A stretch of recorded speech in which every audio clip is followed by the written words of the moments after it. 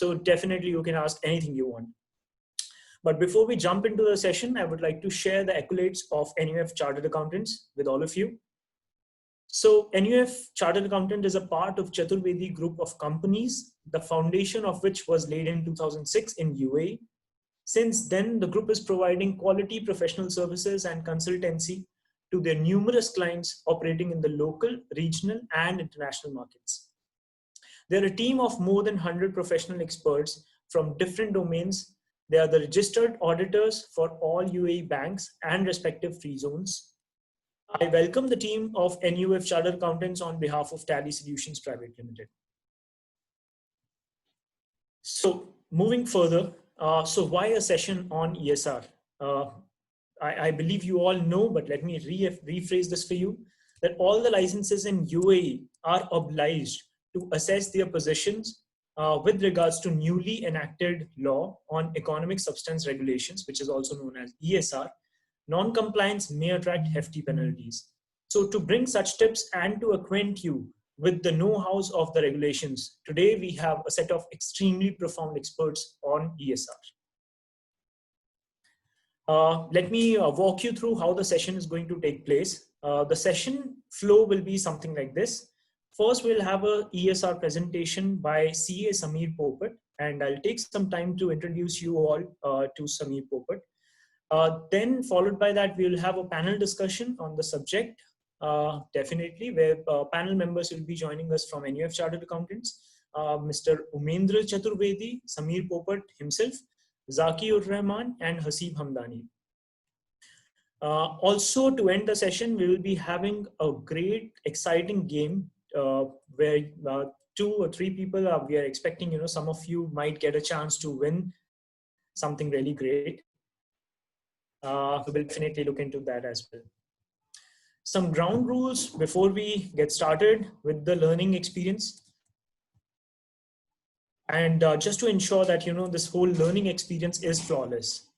So all the participants are kept on mute. In fact, some of the panelists you can also see, except me right now, are kept on mute to avoid any noise and disturbances. The idea is to just make sure that the person who's going to present remains in the only person who can talk to you so that there's no disturbances. I understand our audience comprises of business owners and finance professionals, and hence I'm sure there will be a lot of variety of questions. Please be assured that this whole session has been planned and designed in such a way that all your questions should get answered. There is a possibility we might not be able to answer all of them right away, but we'll definitely get back to you if we are not able to answer all of them today. You can post your questions in the chat of the speaker to take them one by one towards the end. And very, very important that currently we all are working from home, operating from home or from remote. This being a virtual platform might face some tech in between.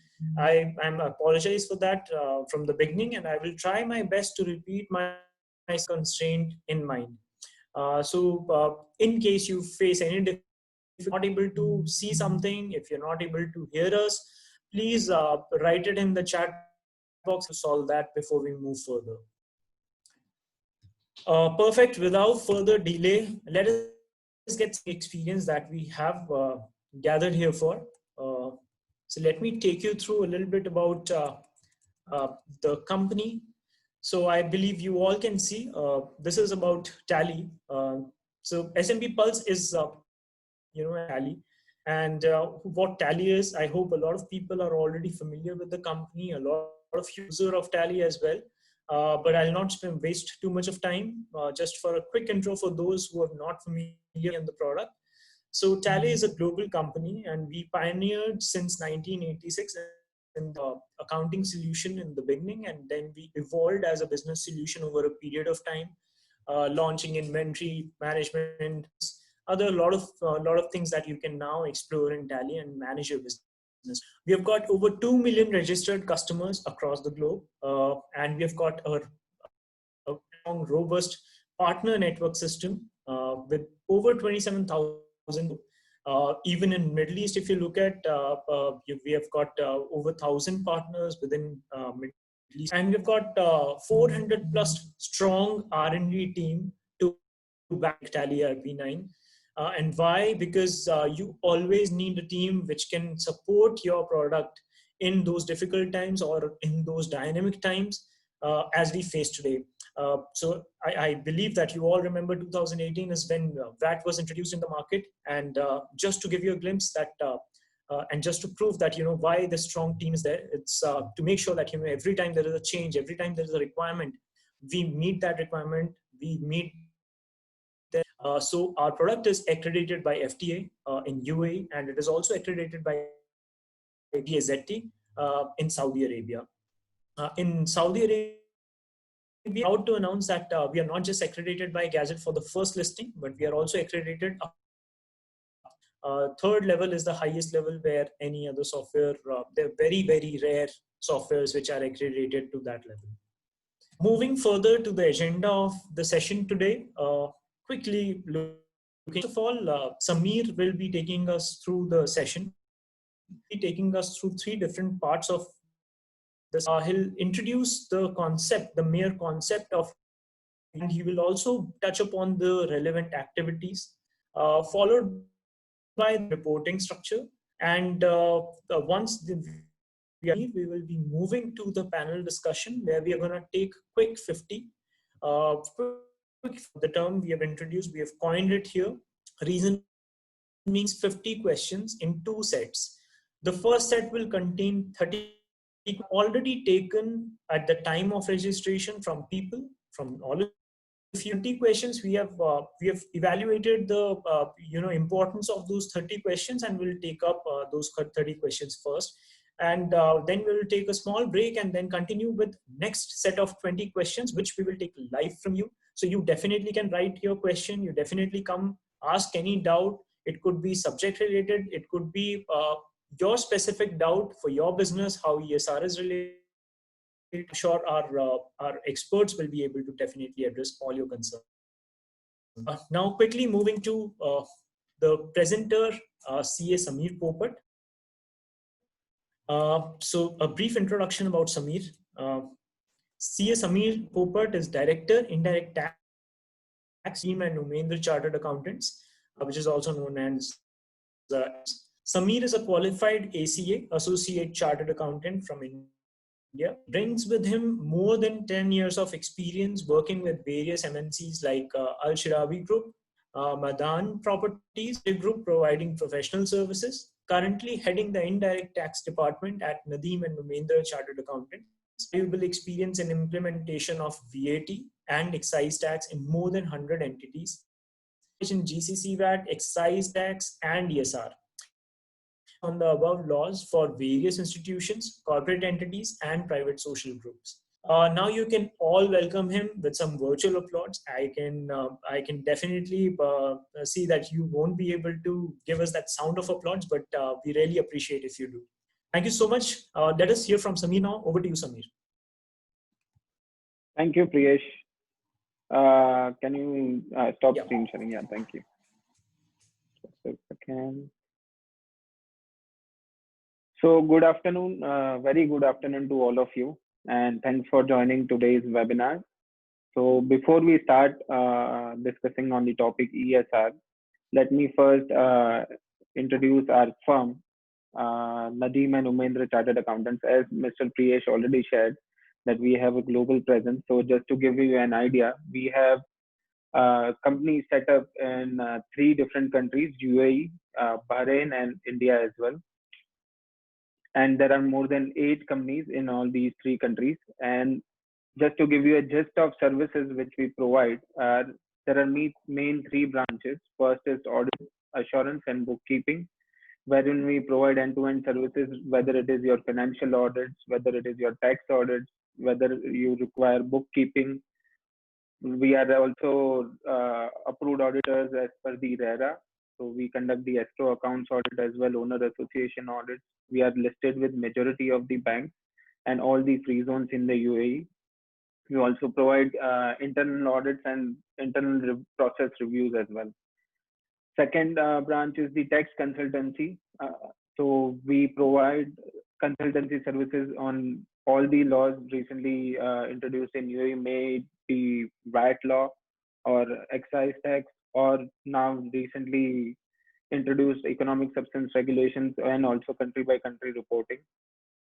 We help you in solving your issues with the, whether it is with the Federal Tax Authority or the Ministry of Economy relating to the economic substance regulations as well.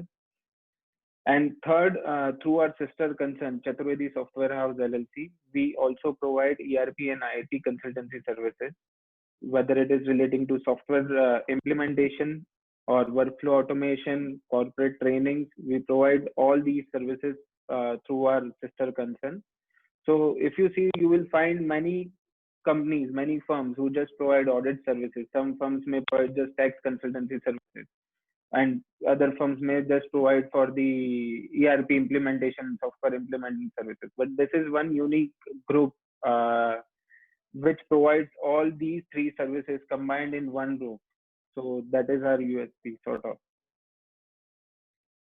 So just to give you a glance, to summarize, we have direct offices in 3 countries, more and 8 companies set up in these countries. We have more than 5,000 happy customers globally, 100 plus professional staff which are qualified. Compliance professionals are there, and we have in-house software development professionals. Mr. Concern, Chaturvedi Software House LLC has been awarded certified partner in the region consecutively for the last 4 years. So that was the of Nadeem and Umendra Chartered Accountants. And so now let us discuss and start decoding sort of what is ESR. So in order to first understand what thing which we need to understand is why you taken this decision to implement economic substance regulations.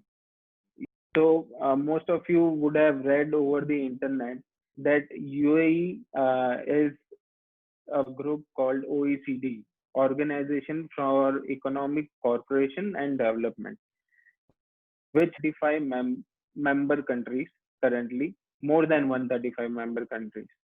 So what does OECD do? Organization for Economic Cooperation. They take up social initiatives like eradication of poverty, helping underdeveloped countries, bringing equality, and also to ensure there are fair trade practices all over the world.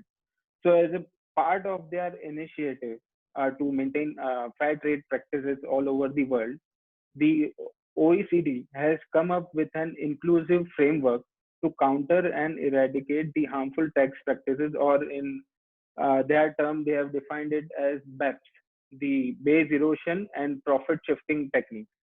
So what is base erosion and profit shifting? It is simply a tax planning strategy used by various MNCs, multinational companies, whereby they take advantage of the gaps in the tax regimes of different countries. So just to explain you, let's say there is an MNC. I'm just putting name for an example. I'm not saying that these countries do harmful tax. These companies do harmful tax practices. I'm just giving you example. If you see MNCs like Apple or McDonald's or some clothing brand like Zara, they have companies set up in all the countries, almost all the countries in the world, major countries, and some of those countries are high tax regimes, and some of those companies might be low tax regimes like UAE, or where there is no tax havens like UAE. So what do these MNC can do, since they have companies set up in almost all the countries? What these companies can do is where they have high tax regimes, they can debit all their expenses in the companies with those high tax regimes, and then where the tax rate is low or where there is no tax, they can park all the revenue related to those activities which they have done. So they don't pay any tax or pay very low tax on the revenue generated from those activities. At the same time, when they post debit or higher the expenses in the high tax regime, thereby they can take the benefit of the losses and also the losses mainly from the taxes. So taking cue from the MNCs, even now the small entrepreneurs and traders, they have started following this. Let's say a lot of people from even Asian countries like India, Pakistan, we see they have set up the companies over here in UAE just because there are high tax in India and Pakistan or other Asian countries, and in UAE there is no tax. So the OECD says that due to these kind of practices, the high tax regime countries, they lose anywhere around 100 billion, 100 to 240 billion, 240 billion in a year. That is the kind of revenue lost for these high tax regimes. And that is why the OECD has issued a 15 points action plan to counter and eradicate the base erosion and profit shifting. And out of the 15 action points, the OECD has made it mandatory for all their members, which are more than 135 again, 135 member countries. So they have made it mandatory for all these members to implement at least 4 action points out of the 15. And since UAE also being a part of OECD, they have decided to act on those 4 action points, and hence they have introduced the economic substance regulations and country by country reporting. One more reason why UAE decided to implement economic substance regulations is in December 2017, when UAE, we all were busy implementing the VAT and registering for VAT, the European Union blacklisted UAE because the UAE had not taken any measures relating to countering the harmful tax practices. So in relation to that, in Jan 2018, UAE committed themselves that, okay, we'll take some measures relating to countering these harmful tax practices, moved from the blacklist to the grey list. But soon a year passed until they did not take any measures. Again, in Jan 2019, UAE was blacklist. So finally, in response to that, my voice is okay, yeah? This time? Okay. So finally, in response to till 2019, the UAE finally, and it was based on the 4 action points out of the 15. One is the economic substance by country reporting. And accordingly, after the introduction of these laws, been removed from the blacklist by the European Union. So that is the bit of background why UAE has this economic substance regulation. Purpose it will achieve the introduction of economic substance regulation. First of all, it will European Union that we are taking some measures to counter the harmful tax practices. So improve the international competency of the EU. And with the introduction of this law, that you will move a step forward in providing a basis to support investment in the UAE. The effect of ESR. What effect it will have? What effect it does want to have? So the implementation of economic substance regulations will ensure that revenue is recognized in the same tax jurisdiction where the activity to generate those that revenue has been undertaken. So it will not happen that, okay, you have your whole uh, operating structure in some other country, but you are recognizing the revenue in a tax haven. So that will not be possible anymore with the introduction of ESR. You need to recognize the revenue in the same country where you are doing the operating activities to generate that revenue. It will also ensure that the companies who are generating revenue over here in UAE, they will need to justify that they have adequate substance in UAE.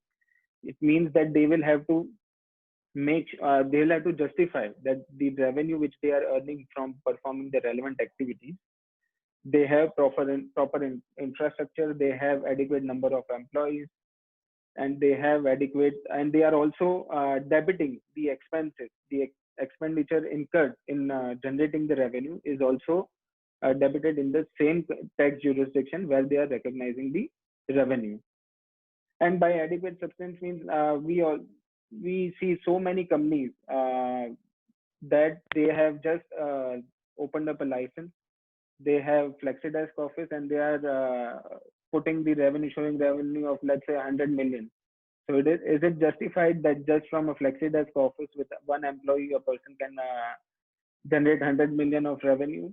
No. So these companies now will have to justify that they have adequate substance over here, and they are not just showing over here the book profits to shift the profit from the high tax regime.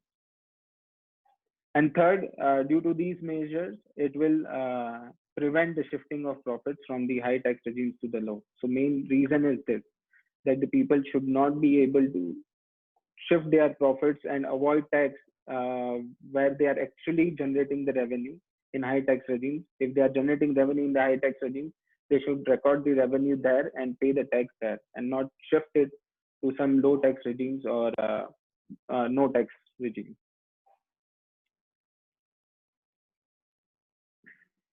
The scope of ESR in UAE. So the UAE introduced the economic substance regulations. Introduced the economic substance regulations via Cabinet Decision number 31 of 2019. And as per that Cabinet decision, it says that the economic substance regulations are applicable to companies that are established in UAE and generate income from a relevant activity. And it will be applicable to those financial period starting after 1st Jan 2019. So what does this mean? That any company in UAE, whether it is an onshore company, offshore company, mainland company, just a second. Priyesh, I think you need to switch off the notations.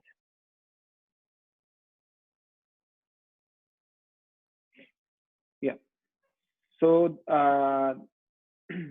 any company registered in UAE who has a license in UAE, or if they have a permit from the government authorities to conduct a commercial activity, ESR is applicable to them. ESR is applicable in what sense? It means that these companies, they will need to assess themselves. They will need to see, first of all, what is the economic substance regulations, what is the law, and based on the law, they will need to assess themselves and notify to the relevant authority that whether they are conducting any relevant activity or no. The only exemption is given to those companies where government authority or the government of any emirate or the any emirate has direct ownership of 51% or more in that company. Those companies are exempted from the ESR. Rest all other companies, even these companies where the government authority is more than 51%, has more than 51% shareholding, they also need to file the notification based on the relevant activity, relevant authorities guide recommendation and the notification which they have shared. So they are the only people exempt from this.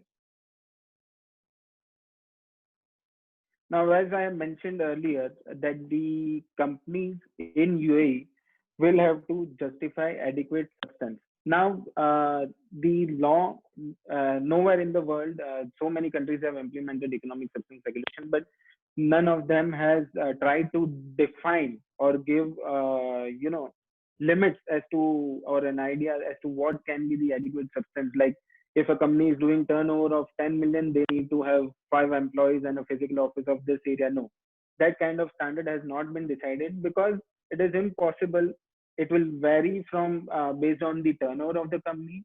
It will also vary based on the activity you are carrying. A person doing simple indenting business may not need more than 2-3 people to carry on a generate a revenue of, let's say, 20-30 million. But same if you take for a shipping business to generate a 20-30 million of revenue, they need a staff of, let's say, 20 people and a big office. So adequate substance, each of the licensee who is conducting the relevant activity, they have to justify themselves. And the law gives some guidance of you can prove that you are having adequate substance.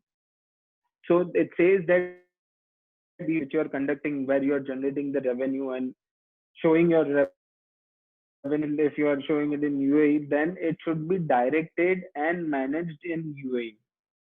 Second is it should have an edit, and those employees should be qualified. So after, he cannot handle the shipping business. Just for example, I am giving. So if you have a shipping license and you are carrying on shipping activity, you person who has knowledge about the shipping industry. Third, it says the licensee should have the activity carried in the UAE. The activity through which you generate income and you show the income in UAE, those activities are UAE, not outside UAE. It also has the should have the adequate expenditure proportionate to the level of activity carried in the UAE. It should have also have the adequate physical presence and income generating activity. So what they have done in the law, economic substance regulation, core income generating activities for each of the relevant activities. There are 9 relevant activities which the law has identified. And for each activity, they have mentioned the core income generating activities. But it also mentions that these core income generating activities, it's not an exclusive list. So if you are carrying out some activities for your relevant activity, it might not be in the core income generating activity listed by the regulations, but still it can be justified to have an adequate substance.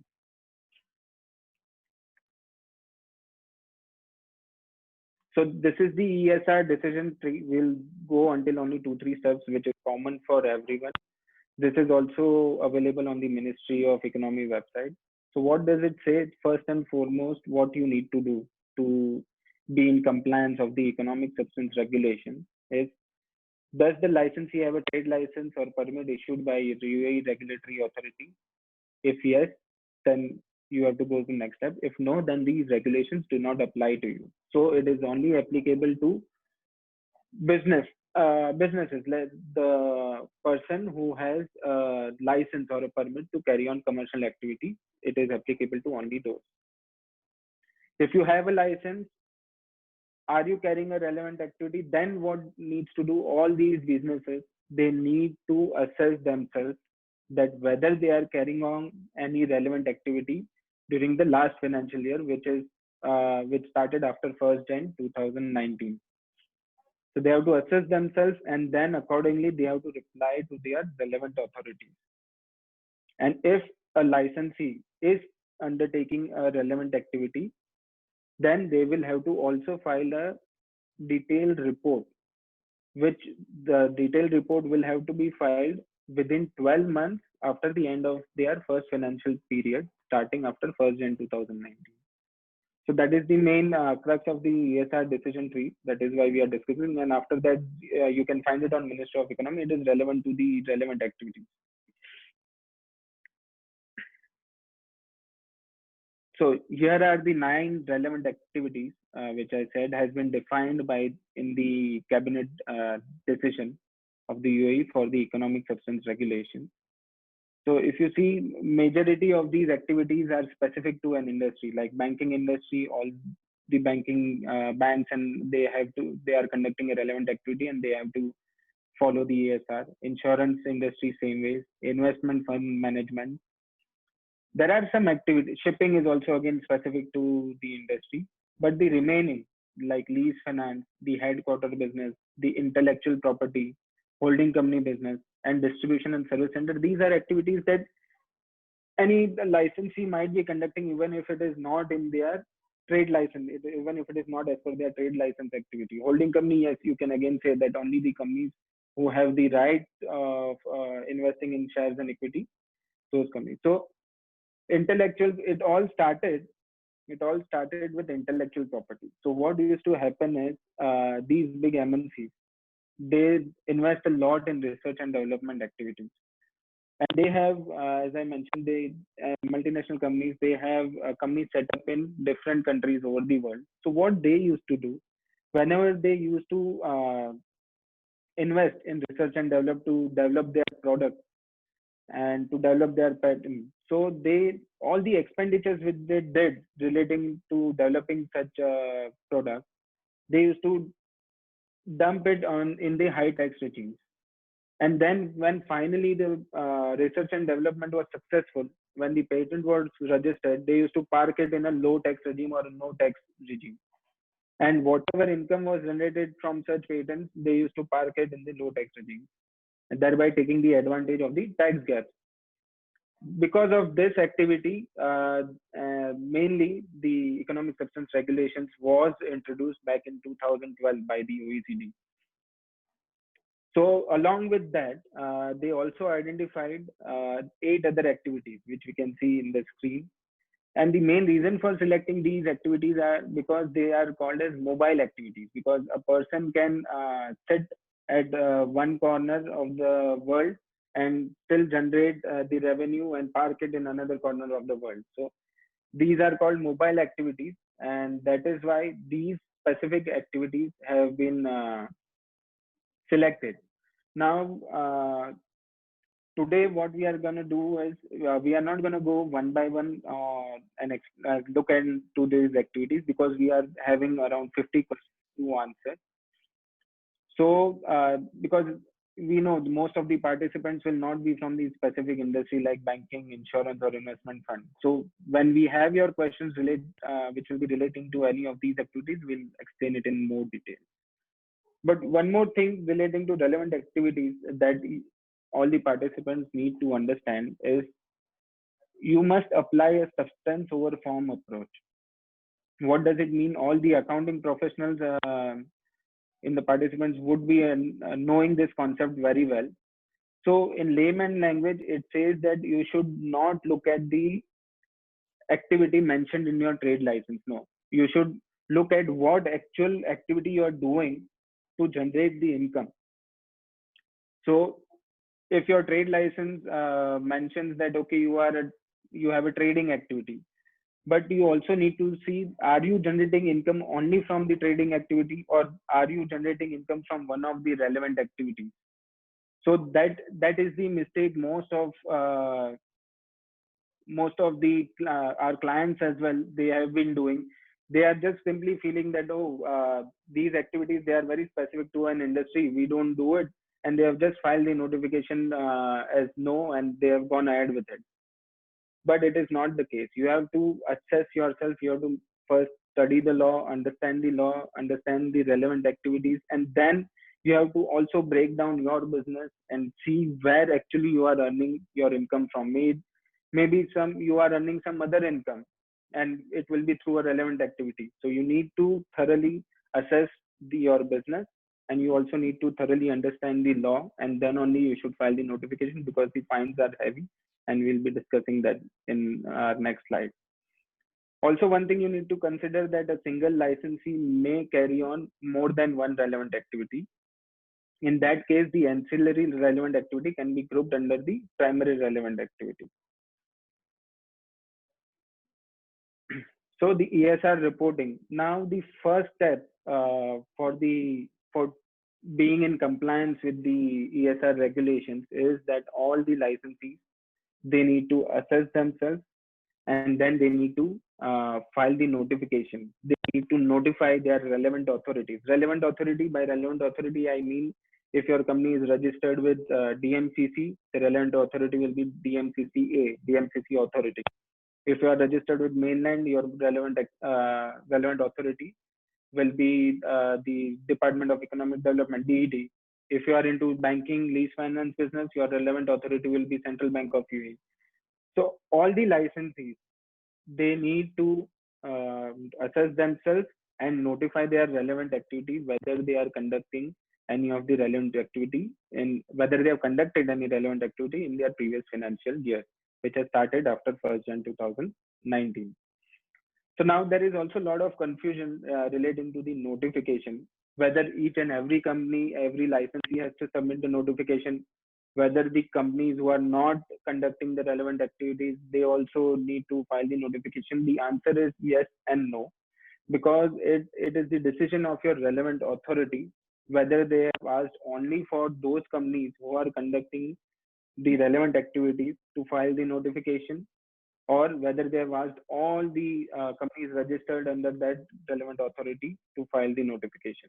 So that we can also help you based on the questions you have asked, and you can also find it on the internet, and also you can ask the direct question to your relevant authority. So, and the notification format also is different for not too different, but there will be some formatting different. Mostly the questions asked are same, but and the way of reporting. Some licensing authorities are requesting it through their portal. Some licensing authorities are requesting you to send an email. Some licensing authorities are generating an online link through which you can submit the notification. And majority of the deadline to submit this notification is 30th June. There are a couple of relevant authorities whose deadline has already passed. So once you have submitted the notification, then if you are conducting a relevant activity, then you also need to file a detailed report with your relevant activity. And this report should be filed within 12 months after the end of your financial year, which has started after 1st 2019. And in that report, you need to justify that whatever income or whatever revenue you have generated in UAE, you had adequate substance, you had adequate office, you have adequate number of employees, you did board meetings, and all those things you need to justify that the revenue which you have booked in UAE is not just because of profit shifting, but you are actually conducting the business operations in UAE.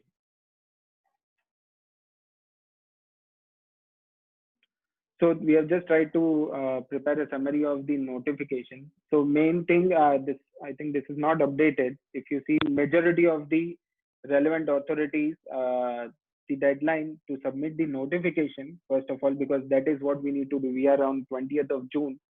And now if you see the majority of the relevant authorities have asked to submit the notification before 30th of June.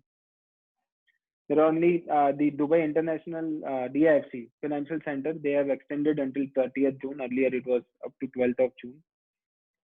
Then DAVSA deadline has already gone.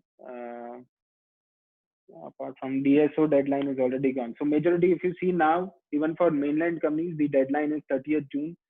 Please do not risk, and check properly with your relevant authority whether even if you are not carrying on a relevant activity, do you need to file the notification or not. And please do file the notification. So as I said, it's not worth risking and being ignorant about not filing or not assessing yourself, your business with respect to economic substance regulations, because the penalties are hefty. So initial for a small failure to notify, the penalty is from 10,000 to 50,000. So it doesn't matter if you are conducting a relevant activity or no, whether you are into a business of banking, insurance, or any of those activities.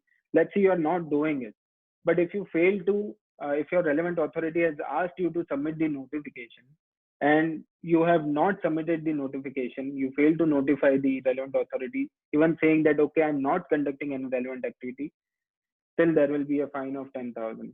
So you need to make sure that you assess your business, study the economic substance regulations, and do the notification on time.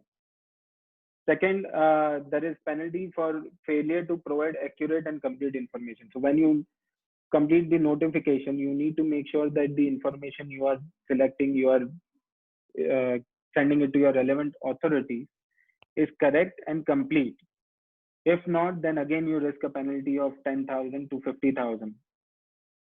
And then later on, once you have submitted your report, for this is for those who are conducting the relevant activity. If you fail to justify or demonstrate the economic substance in UAE, or you are into profit shifting from high tax regime and just parking your income over here, for those companies, for first year failure, the penalty is again from anywhere between 10,000 to 50,000. And along with that, your information will be exchanged with the foreign competent authority. So let's say if you have related party in outside UAE, any country outside UAE which is a high tax regime. So if you fail to demonstrate economic substance in UAE, then that information will be passed on to the ultimate beneficial, to the country, to the income tax authority country where the ultimate beneficial owner is. And that information will be shared, and that company will be taxed accordingly, and you will be facing penalties there as well. So it will be like you will be getting penalized for the same sin twice, once here in UAE for failing to meet the substance, and also in your the country where your related party is, or the ultimate beneficial owner is. And if the same, if you fail to again justify the substance for second consecutive year, the penalty grows to 100,000 to 300,000 dirhams. And again, the information will be shared, and your license could be suspended or withdrawn, or it won't be renewed. So penalties are hefty. I request all of you to not take it lightly and file the notification. That is the first step. First step is to assess yourself and then file the notification accordingly. Creation notations. Somebody, I think, clicks it. Huh? Thank you. So how can NUF help you with this? So what we do is we have a separate team of experts set up specifically to help our clients and prospect clients in being compliant with the economic substance regulations. We have up-to-date information relating to what are the deadlines, how the notification has to be submitted, what are the requirements for a company to prove sufficient substance.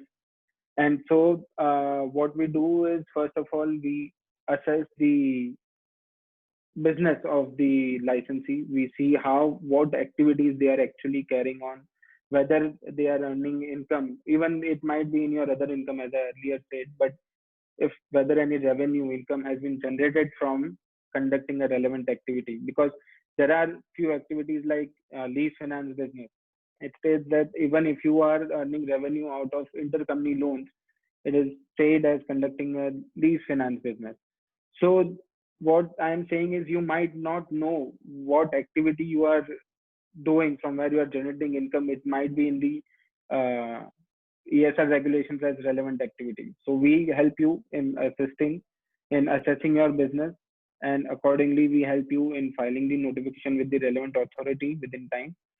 And once that is done, we also help you make a substantial audit of your company to see whether you will be able to justify, in case you are carrying on the relevant activity, whether you will be able to justify adequate substance in the UAE.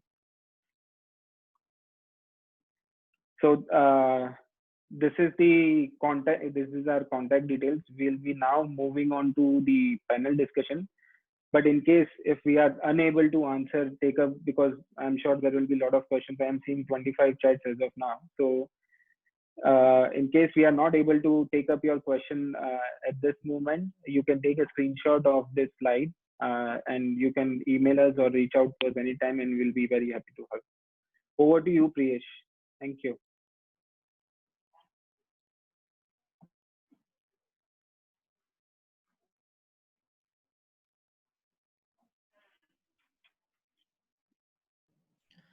All right, thank you so much, Samir. That was a mind-blowing, wonderful session on the subject, and I'm sure our viewers that I can see, they keep increasing, and it's a great sign that people are loving the session. They are asking questions. I can see there are a lot of questions going on in the chat box as well. So for all the people who have been keying in the questions, yes, please be there till the end of the session, because we are going to come back to you with the answers to all your questions. As Samir mentioned, that now is the time for us to move to the next round. So let me inform you what we have up next.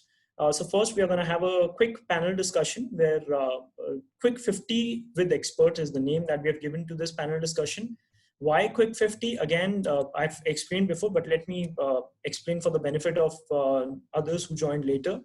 So in this 50, we are going to take 30 questions, which we have already received from attendees of this session at the time of registration. So these 30 are the top questions that our panel members have gone through, and they decided that yes, these are real important ones. We'll take all those 30 questions first of all, post which there'll be a second phase of the panel discussion where we will take next 20 questions from the live chat box questions popping up. So please be there. We are going to take one by one all of that. And again, to remind you that we also have an exciting game at the end of the session. So we'll play that game. You'll get to win something really great, and you will not regret that, of course. But if you miss out, if you escape, if you if you leave the session in between, then probably you might not be the lucky one. So now what next? I'll call the panel for the panel discussion. I'll call the members of this panel. Let me quickly introduce you to the panel members. First, we have CA Umendra Chaturvedi, who's a managing partner at NUF. Then we have Samir Popat, and the man needs no introduction. You guys have already listened to him. You've heard him. In fact, you've seen him on the camera. So the guy is, Samir is going to join us again in the panel. Then we have Zaki Ur Rahman, and he's an auditor and tax consultant at NUF, and he's also an ESR expert. Hasib Hamdani is an ESR expert at NUF as well. Now, I would quickly request all the panel members to please unmute yourself because one by one, I'm going to shoot questions to all of you. And since it's a quick 50, we will try to answer all these questions at the end.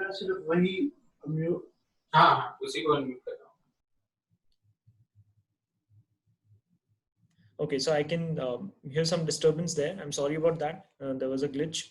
We'll go one by one. So my first question so what we are going to do is we are going to ask 3 questions from each panel member first. So my first 3 questions are going to be from you, Mr. Umendra, sir. Are you ready, sir? Shall I go ahead? You can unmute yourself. Yes. Thank you. So the first question says that first, for the succeeding financial year, after filing economic substance notification, what should the important thing companies should look out for and expect to do in regards to this regulation? And second, will the government impose additional tax or annual charges to the business entity with relevant activities? Hi, Prayesh. Thank you very much. Hello? Yes, sir. Please. Yeah, there are no additional tax or annual charges for business with relevant activity. They just have to ensure compliance and make sure there is enough economic substance to carry out those relevant activity in UAE. If they are fail to file notification or return on time or fail to establish substance in UAE, then penalty will be levied, but not additional tax or charges. Okay, perfect. I hope we have answered that question. This question was from one of you only. And though we don't have names here, but I'm sure you have got your answer here.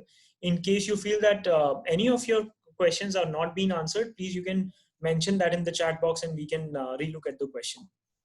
Thank you, Mahendra sir. The next question from you is RAKEZ based FlexiDesk companies are also obliged to register for ESR, and does it apply to FlexiDesk company registered in free zones? Yes. All company registered in Ras Al Khaimah economic zone, whether having a FlexiDesk or a business center or physical office, have to assess themselves to understand if they are carrying any kind of relevant activity, business activity. Then they file to notification according to relevant authorities. Perfect. And is same applicable across all the free zones, sir? Not free. All some authorities looking to be relevant activities if you are doing, and some authorities like they are asking to be everyone to submit to notification if you are carrying or if you are not carrying. All right, that answers the question. The last question which I would want to ask you is the third question, which is, if we don't have any relevant activities in our company, do we still need to comply with ESR or not? Just same thing. It depends on guidelines of issue by your license issuing authority. Like same like DMCC, DIFC, Ras Al Khaimah Economic Zone, and few other have mandatory to be submit the notification. But some other free zones, they are not like mandatory to submit the notification. But how to be know the you are file the notification? For that you need to be compulsory, need to be like have to assess them like assessment if you are not falling or not. All right. I think that's great. That's wonderful. And now I would like to request our second panel member, Samir Popat, to please unmute himself so I can ask next three questions to Samir. Yeah. Hi, Prayesh. Okay. So Samir, the first three questions that I have for you is, first one is that the company is in DMCC and our financial year is from July to June. Do I have to file certification now? Okay. See, the law says that you have 12, you have to submit the report, not notification, report within 12 months after the end of your first financial year, starting after 1st Jan 2019. But notification, notification which is for a financial period ending at, I think, 30th June 2020, right? Notification for those companies will have to be filed. This has been made mandatory by DMCC, and it's in their, I think, guidelines as well, that even if your financial year end is not ending as of now, you have to file the notification. Then if you are required to file the report, that can be from the 12 months of your end of financial year. So they will have to file the report for ESR by 30th June 2021. But notification, yes, they have to file now before 30th June. All right. So I think this is an alert for the person who has raised this question, and thank you so much, Samir, for answering this one. So the next one I have for you is: are receivables before 2019 received after 1st January 2019 subject to ESR? Okay. So in this case, what I believe is that you have generated income from the relevant activity, but it was in 2018, and now you are receiving the money from your client, and after 2019, after the ESR has been implemented. So the answer to this is no. You have to report only those figures from which you have generated income in 2019 or after 1st Jan 2019. So receiving the money is not part of your P&L. It is your receivable, so that will not be applicable in this case because it was generated in 2018. All right. I think that's the great insight for all of us. And the next question, which I can see here, is: a business does not have any international transactions. Is it necessary for the business to report ESR? In short, yes, because even if you do not have any international transactions, you need to make sure, if you go through the relevant activities, there are few activities which you can do internally as well. So even if you are conducting those activities inside UAE, you might be justifying that you have economic substance, but still you have to report, you have to notify, and you will have to file the report. Yes. So it's more important that you are falling under those relevant activities, regardless of it is domestic or international. Yes. All right.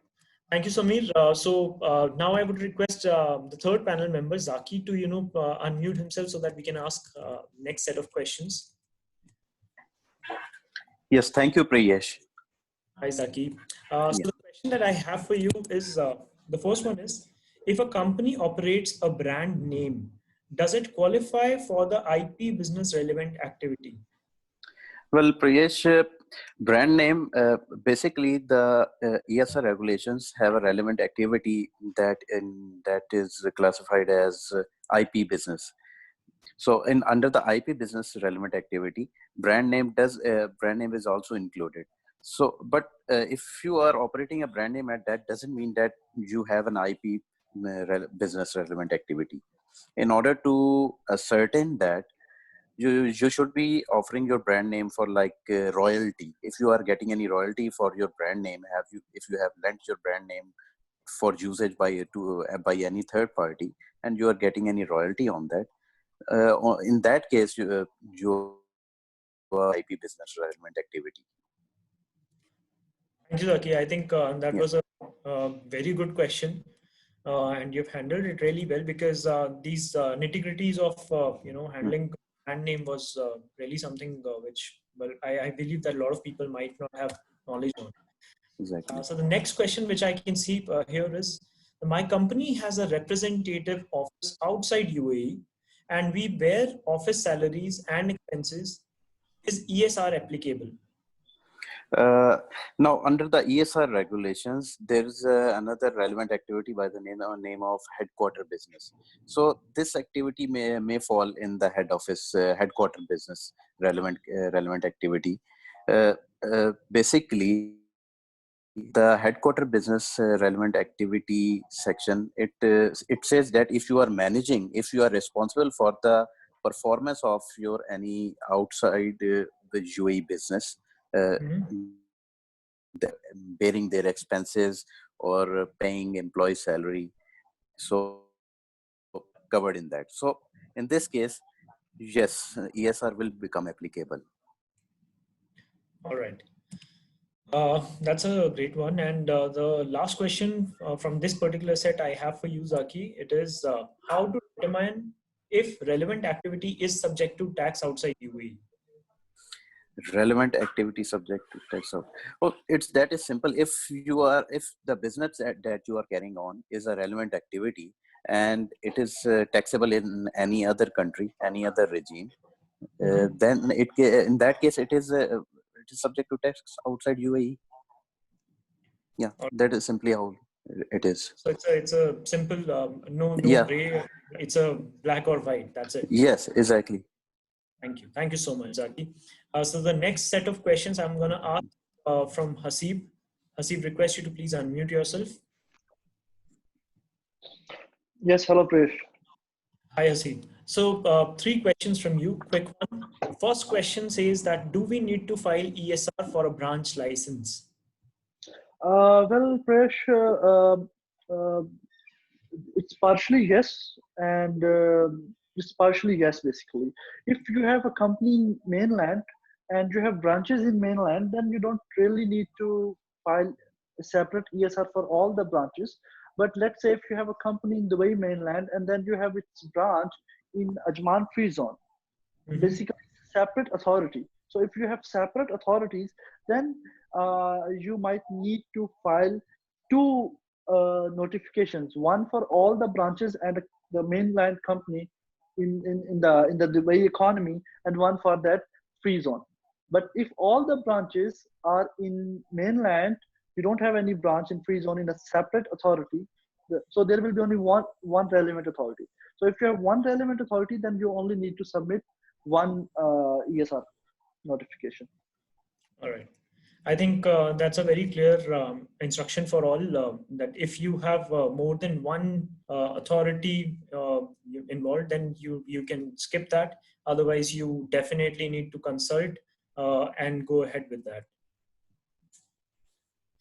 All right. So the next question which I have, Hasib, is we have only one arm's length transaction with FCP. Do we need to report this in ESR? Well, Prayesh, this really needs to be assessed further in detail because if that transaction is not a usual transaction,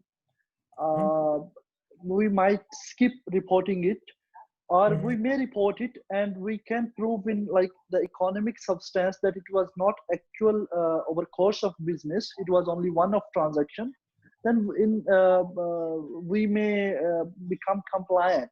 But if we can ascertain that even one-off transaction, but it was over normal course of business, for instance, we are trading in mobile phones, and that one transaction was related to, let's say, services like software consultancy we did for our foreign branch, that is not a usual transaction. So that we can ascertain, yes, it is better that we report that transaction if it is falling under the ESR applicability. We should report it ESR notification, and at the time of return filing, for the ESR return filing, we may prove that it was only one of transactions, so we may become compliant. So, but to end it, we should really need to assess whether it is under the normal course of business or it is unusual transaction for that business. Okay. All right, Hasib. Thank you so much, Hasib. And the third question which I have is, Very, very generic question, but very, very important question. That what is the benefit of applying ESR? There are no as such benefits for applying ESR, but just if you don't comply by the rules and regulations, you might be penalized. So the only benefit to apply ESR is not to get penalized. So if you be compliant with the ESR, the benefit that you would be getting is not getting penalized by the authorities. And I think that's the biggest benefit one can expect here. Yes. Great. Thank you so much, Haseeb. We'll come back to you once again. And now I go back to Umendra sir once again to ask the next set of questions. So Umendra sir, my next question to you is that what is the first reportable financial year? Please, as said by Samir already, the regulation apply to financial year starting on or after 1st January 2019. Right. I'll give you some example. Like some like UAE company with the financial starting is 1st January 2019 to 31st December 2019. This is a financial year. The first assessable year period would be a 1st January 2019 to 31st December 2019. I will give you one more example. Like because of lot of company different financial year, and some company suppose is a financial year is starting from 1st April 2019 to 31st March 2020. So then your first assessable year would be a 1st April 2019 to 31st March 2020, and means no need like there is a like because of the law is starting from January 2019. For if your financial year start from April, then no need to be compiled with the regulation for the period January 19 to 31st March 19. And there are just like lot of people are confusing. Some people are still will confusing my financial year suppose and after 31st December, then we need to be submit the notification. See, my suggestion to those people, better you can talk to your relevant authority, or better if someone asks me, better you can go submit the notification. There is a things. Yeah, I think that was a great insight because it's not just about the year which is mentioned, but it has got some more understanding to go into it before we take a decision. So thank you so much, Umendra sir. The next question which I have is, mainland company is not carrying out a relevant activity, also submit to notification? I can say for like mainland company, this I can say that if you are not doing any relevant activity, then you do not to be have submit to the notification. But please remember, if you know someone people before the first form is came from the Ministry of Finance, that time every company need to be file the notification. So the ministry is changing regularly the forms. So now the currently forms is not required to be submit to all. If you are doing the relevant activity, then you need to be submit the notification. All right. Next question which I can see is not a complete question, but I'm sure you will be able to understand what the person is requesting for. So the question is, property rental income is coming under financial lease. So that's all I have. I understand. No. I can say this does not come under the financial lease. If you are getting the property rental income, this is not coming the financial lease. Property rental income is coming under the operating lease. Right, and hence the treatment will be different. Yeah. See, if we are like providing any kind of loan or the money, then this coming under the financial lease. But if you are providing your property to rental to someone, then this kind of income is coming under the operating lease. Thank you so much, Umendra sir. And we are done with your second set. I would now request Samir to please answer next three questions that we have here. So the first question that I have for you, Samir, are related party transactions covered under headquarter business? Samir, you're on mute.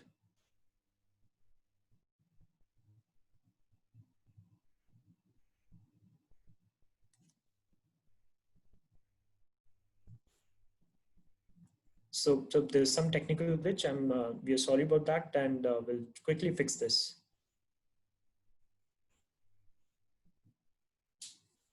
Yeah, I was on mute. So tell me, can you repeat the question? Yes, the question is that are related party transactions covered under headquarter business? Related party transactions, now we need to look at what kind of transactions. Is it just some kind of loan, or is it purchasing? And it will accordingly depend. If you are doing purchasing from a related party, then it will not be under headquarter. It will be reported in the distribution and service center business. So we need to look at, because just if that is the only question, from that exactly we cannot correctly assess that whether it will come under headquarter. So I think this could be a a place where we can request the person who has asked this question to probably contact us and understand the situation better and help. Yeah, because if it's a loan transaction, then it will be coming under lease finance business. So it depends on what kind of transactions we are talking about. Then accordingly we can assess it. And the next question, which I see, it simply says that, does the company require ESR registration? No, it's not like VAT registration. Here you have to do the notification. It's not any kind of registration. It is a notification whereby you tell the relevant authority whether you are conducting any relevant, whether you have conducted any relevant activity, and if yes, then which type of relevant activity you have conducted, and whether you have earned any income from that particular relevant activity. So any specific registration like we have done for VAT and excise, no, not that kind of registration. So I think that's one thing which people can relax about. Yeah. Right. And the third question which I have here is this relevant for business that do not fall under VAT, that is revenue less than AED 350,000 per annum? Yes, it is applicable to all business. So if you are conducting a relevant activity and you have generated from that relevant activity, or for overall financial year of the company, let's say 100,000, which is well below the for VAT registration, ESR is still applicable, because these are two different. Economic substance regulations is relating whether you are not shifting any tax. It is not a form of tax on you. It's just to make sure that you have adequate economic substance in UAE for the revenue which you are generating and showing in UAE. It's not a new form of tax as of now. And it is not as of now. It is not a form of tax. So there is no registration threshold limit for the companies, and there is no tax. So even if a company is earning, let's say, 10,000 dirhams out of the relevant activity, they still have to submit the notification and do the reporting as well. All right. Thank you so much, Samir. That clarifies a lot. And now I'll request Zaki to address next three set of questions, which I'm going to pop. The first question, Zaki, for you, does ESR include shipments that have origin and destination outside UAE? Well, Priyesh, to answer this question, we basically have this relevant activity category by the name of distribution and service center. So under the distribution and service center category, there is one provision that says that taking orders and managing inventories, that is also included in the ESR. And so any company operating such business, they need to report on the ESR under this relevant activity. So if someone is taking orders for an inventory from one country and transferring those orders, that inventory to another country, and they are invoicing from UAE, and the payments are being received in UAE, then yes, they are covered under the ESRs. So they have to report that. All right. Thank you so much, Zaki. The next question is more about the process. So the question is that what are the steps involved in ESR reporting? Yes, sir. Yeah, this is for now, it is a fairly straightforward question now. Basically, first of all, you need to understand that we have an new law, the economic substance regulations that we need to implement. And by implementing, we mean that we need to assess whether the provisions of this law apply to our company or not. So after you have done the assessment, you need to check with your relevant licensing authority. You need to file the notification or not. Most of the your regulatory and licensing authorities, they will require you to file the notification. So you have to file a notification letting them know if you have any business activity that comes under the purview of this law or not. And for that, the general date is June 30th, 2020. And after that, by the end of this year, 31st December 2020, you have to file the ESR return. So that is what is covered currently under the ESR reporting. So much, Zaki. Yeah. The next question which I have for you is that do the directors of the licensee need to be residents? Hello. Yes. Could you hear me? Do you want me to repeat the question? Yes, please. Okay. The question is that do the directors of the license be resident in the UAE? Not necessarily, but when we have a look at the ESR regulations, there is a requirement that the directors they should be present in a meeting, at least one meeting. They should be present by themselves in the UAE. So there is this provision that should be that is applicable, but there's no provision that says that they have to be resident in the UAE. All right. Thank you so much, Hasib and Zaki. Sorry. And now I would want to move to Hasib for the next set of questions. So Hasib, request you to please unmute. Okay. So the next question which I have for Hasib is transactions with a related company in KSA are within the purview of ESR. Okay, KSA is obviously not UAE. It would be considered as a foreign country. Mm-hmm. So then we need to assess. It would be same as having a transaction with any other country, let's say Italy or any non-GCC country. So we may need to assess the nature of the transaction that we would be having with the related party. So if we are having a transaction with related party, there are chances that this transaction could be covered under distribution and service center. So this needs to be further assessed before we can come to a conclusion that whether it will come under the purview of ESR or not. But there is no difference between KSA or any other country, GCC or non-GCC. So it's either UAE or any other country. So it's same. Okay, perfect. Thank you so much, Hasib. And the next question reads, what does head office activity mean? Branches with same company name or even different companies would be covered?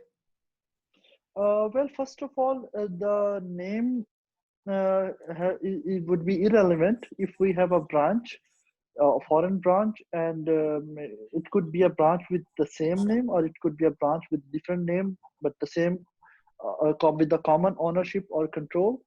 So the head office activity means that we have the head office in UAE, and we have companies in, let's say, Italy or in any other country, and all the decision making is being done in UAE. There are the UAE head office is making all the decisions on behalf of that company, providing them some support activities like HR, IT consultancy. Then that would be covered under head office. But as far as names are concerned, that would be irrelevant. Even if you have a different name, but the influence is common, the control is common, that may come under head office activity. All right. Thank you so much, Hasib. And the last question for this set is that what needs to be done after filing the notification? Very question to know. Well, Priyesh, that depends. Like if you are like ESR is applicable to you, then after filing the notification, you will have 12 months starting from the end of your financial period. You will have 12 months to submit an ESR return as well. And there could be another scenario as well after filing the notification, and that could be the authority may come back to you. Like once you submit the notification, the authorities may come back to you and ask you counter questions related to whatever you have submitted through the notification. So that also signifies that there's a very important, so it's a great importance. And if you're going for the first time, so probably you need experts' advice also. Yes. Yeah. Authorities may come back to you. Perfect. I'll come back to Mr. Umendra now for the last set of questions that I have for you. So the first question which I'm going to ask you is investing and trading in debt securities considered undertaking a lease finance business? No. So that's a very quick answer and a clear answer. So it's not considered. Any explanation would you want? Hello? Can you come again? Okay, so I repeat the question. Is investing and trading in debt securities considered undertaking a lease finance business? No. Yeah, if you like a UAE entity, like investing and holding any kind of bonds for debt security through the regulated exchange, is not considered like a lease financing. All right. So the next question is, are investment funds subject to the regulations as a holding company business? No. Again, if you are an investment fund, the investment fund is not considered as a holding company business. But see other parts, like if you are like like we need to be thinks about if you are see this kind of the activity maybe coming under the license lease finance activity. Thank you so much, sir. And the last question which I have for you for this panel discussion, phase one, is what will be included in the ESR return? Sorry? So the question is that what will be included in the ESR return? We are talking the notification or returns? It's the return. The question says return. So return majority part, if you can see, they are talking about the relevant activity. If you are talking about relevant activity, they need to be understand. If you are carrying any relevant activity, then they need to what kind of income you are doing and what kind of income you are getting and what kind of profit. This is the major they are think about. All right. Thank you so much, Umendra sir. I am done with all this 9 questions that we had for you. Thank you for being there. And now I'll switch to Samir for his last set of questions. Samir, the first question is that need to know more clarification. Third port business under distribution and service group. Okay, so third port shipment. See, the purpose, as I have been explained, the purpose of this regulations is to avoid harmful tax practices. So in case you are carrying on third port shipments wherein you are purchasing from a foreign connected person and selling it to outside UAE, it will be covered under ESR. It will be considered as you are conducting the relevant activity of distribution and service center, and you will have to file the notification accordingly.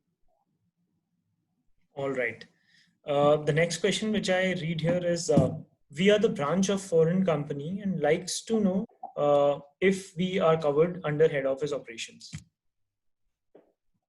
So if you are a branch, so they are a branch of a foreign company and they want to know, again, can you, if you repeat? Yeah. So the question is that we are the branch of foreign company and like to know if we are covered under head office operations. Head office operations. Yes. There is no relevant activity like head office operations. But if you are a branch of a foreign company, you might be providing services to your main head office, or you might be purchasing some goods from the head office. In those cases, they might be covered under the conducting the relevant activity. Then they will have to notify accordingly. But then again, we need to assess what kind of transactions they are doing it with their HO, and then we can let them know accordingly regarding that. Great. So, the next one which I'm going to shoot for you is definitely very easy to answer for you. Any one of us can answer, but okay. By now, huh? How to avoid penalties? Yes.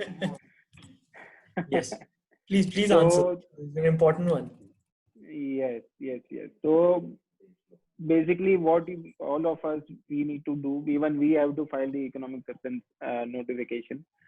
Yes. And what we need to do first is assess yourself. Please understand the law. I request all of you. It's not going to be like a lot of people when VAT was introduced, a lot of people didn't take it seriously, and now they are paying hefty fines. Even for late registration, there was 20,000 fine, and it's automatic. It's for late deregistration, people have got penalties of 10,000 for not filing generated. So please, again, don't take this lightly and study the regulations, self-assess, you assess your business and file a proper, accurate notification with your relevant activity within the deadline. Please, that is the best way to comply, is to ensure that you don't have any penalty. If you comply with the regulation, so please make sure that you don't miss any deadlines.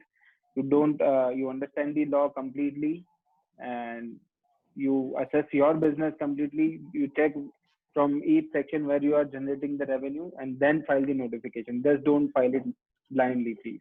So that's how you can be. Perfect. Thank you so much, Samir. And with this last question, I'm closing this question answer round from you. The next question that I have is from Zaki. So Zaki, the next three questions, the quick ones. The first is that is having a UAE tax residency certificate for a financial period proof of meeting the economic substance relevant period. Sorry, come again. Can you repeat the question, please? Is having a UAE tax residency certificate for a financial period proof of meeting the economic substance test for that relevant period. So my understanding is that no. I just want to know. Yeah. No, exactly. But because the purpose of UAE tax residency certificate is totally different. The tax residency certificate is issued by the Ministry of Finance, and its purpose is to avoid double taxation, and it is issued in accordance with the double taxation treaties that UAE has with other countries. So no, it is totally irrelevant in that case. And specifically, the finance ministry has also specified on its website that even if you have a tax residency certificate, that doesn't mean that you are ESR compliant. Yeah. Okay. So the next question sounds very relevant for us also, since we are a software company. The question is that is software business covered under ESR? Software business, yes. If you consider the distribution and service center business, simply speaking, on the on basis of simple transactions, yes, it is covered. If you are providing services to software services to any customer outside the UAE, and if it's a related party, then it is definitely covered. Right. So last question from you, Zaki, and that does finance relevant activity include the lending of interest-based loan? Yes, if you are lending an interest-based loan, if any company is lending an interest-based loan to any other company or an individual, then it is definitely covered under the lease finance business activity. This doesn't mean that this can be done. This activity can only be performed by a bank or a financial institution. If a simple trading company is doing this activity, it is also covered under the lease finance business. Perfect, perfect. Thank you so much, Zaki. And with this, I close the question answer round from you also. And now the last set of questions from Hasib. So Hasib, the first question that I have for you is it relevant Hello. to SMB? Hello, Hasib, are you there? Yes, yes, yes. Please ask. Okay, so the first question is that, is it relevant to SMB sector and companies that have less than AED 370,000 revenue, that is VAT capability? I think we have already covered this, but you can please quickly answer this. Yes, as it has already been covered by Samir. This is irrelevant. Most people are confusing VAT with ESR. Yes, right. That should not be the case. ESR is Yes. a complete different, that is, we can say, as an international law. VAT Yes. is a national law, that is a local law. So Right. we should not confuse it with its applicability. In VAT, below 3, you are not required mandatorily to register for with FTA. Yes. But for as far as ESR is concerned, it's a whole different. If you are conducting a transaction like an immaterial transaction, but it is coming under the purview of ESR, be applicable to you. Okay, and from the learning that Samir has already shared, I think it's a learning for all of us that ESR and VAT are totally different things, and you can't compare these two. At the same time, you also need to understand that it's the nature of the transaction which matters the most. So with this thought, Yes. moving to the next question, does a trading company of steel registered in safe zone, Sharjah free zone, safe zone branch of an Italian company conduct a relevant activity? Well, Presh, they could be conducting well where there are such arrangements, where there are branches of foreign companies. There are chances, there are more chances of these companies conducting activities which may come under the purview of ESR. So if Right. they are having any sales and purchase transactions, they may be falling under the ESR. It is suggested for such companies to get themselves assessed with regards to these issues. So to better understand whether it is being applicable to them, and then comply with the law accordingly. Perfect. The last one that I have for you, Hasib, it is that what if I submitted my ESR notification with an error? Well, the answer that you will be penalized, and the penalty starts from 10,000 to 50,000. Ironically, the penalty they starts from 10,000. They are very huge penalties when compared to other authorities or the other rules and regulations in UAE. Like in FTA, there are no such high penalties. But in ESR, the penalty starts from 10,000 and goes up to 300,000. And even it may lead to complete revocation of your license as well. So there should not be any error in ESR notification, or if you are submitting an inaccurate information to the authority.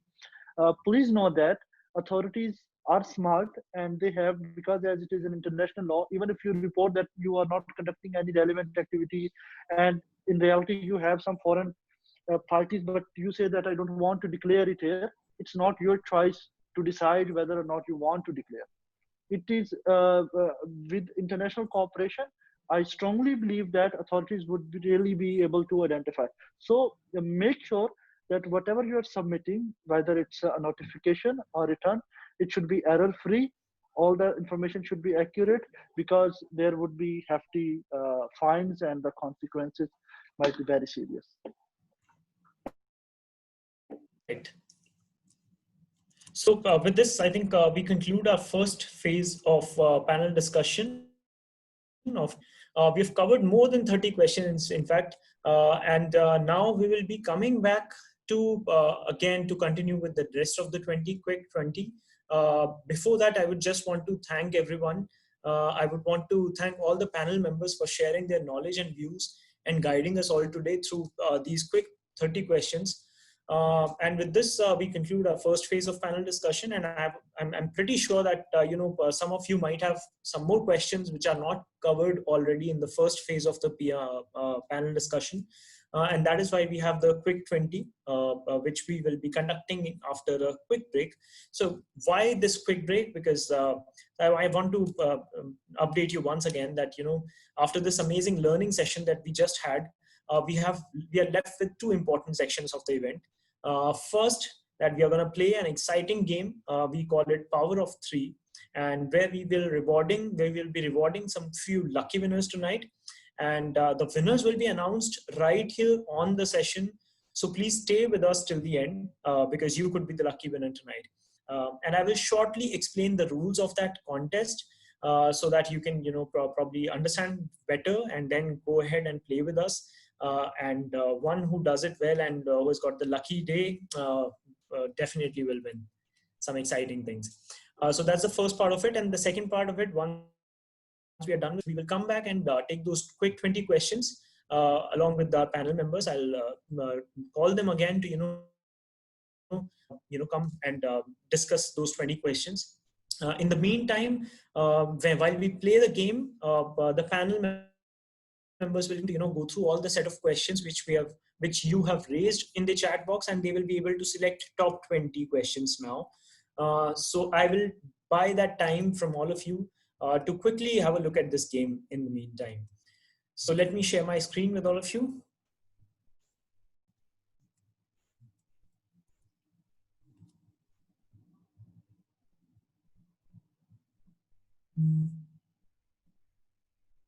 I need the screen sharing rights.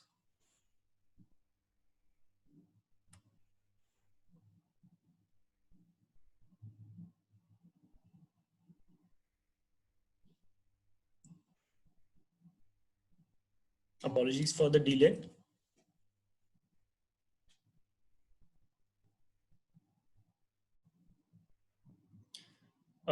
I guess, Samir, you need to stop sharing your screen so that I can go ahead and share my screen.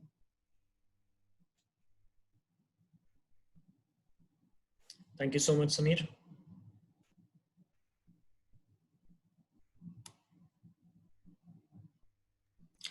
Okay, so here's the game. Game is known as Power of Three, and why we call it Power of Three is because I'll explain that. What you need to do is that you will be presented with a small link in the chat box. You can just go open the chat box, click on that link. It's a quick 2-minute survey. The idea is that if you've benefited from a session like this on ESR, and if we keep continuing, if we do more sessions like this, if you know some people who can get benefited from a session similar to this, or people who are not using Tally or probably get benefited from a software like Tally, you can please recommend their names to us. So you need to share 3 contact details, and that's why it's a power of 3, because the moment you share 3 or more than 3, that allows you to put your name in the lucky draw. And people who are submitting 3 names, they will be getting into the lucky draw, and we will be doing a quick lucky draw in front of you. And lucky winners will get benefited. They will be getting some exciting rewards. Just to give a hint of it, it's something to do with Noon voucher, and I'm sure a lot of us are using Noon vouchers. So definitely it'll be a great use to you. So you can quickly have a look into the chat box and see you would have received a link by now already.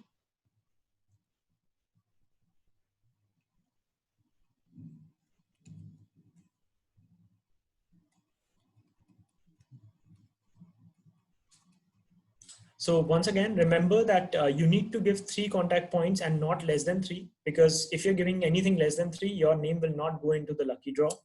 And once you're done, once you've filled up the survey, what you can do is you can just submit the form and raise a hand here on the Zoom link, so we know that, okay, you're done with it.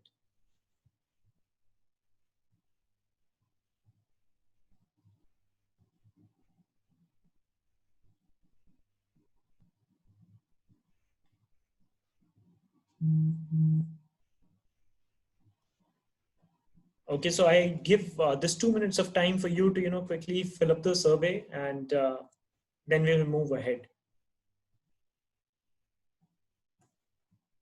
So I see there's no link, no link, no link. Okay, just wait. I request, yes, I request my colleague to please share the link here.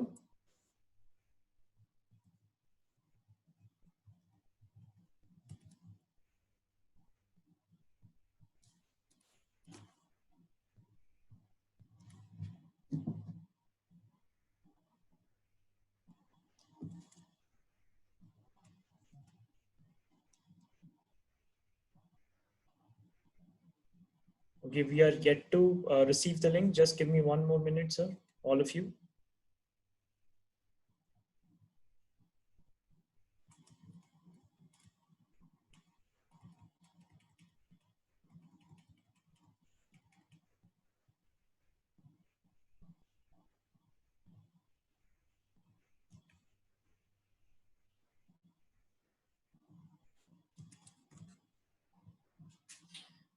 Okay, so you all can see in the chat box, the link is already there.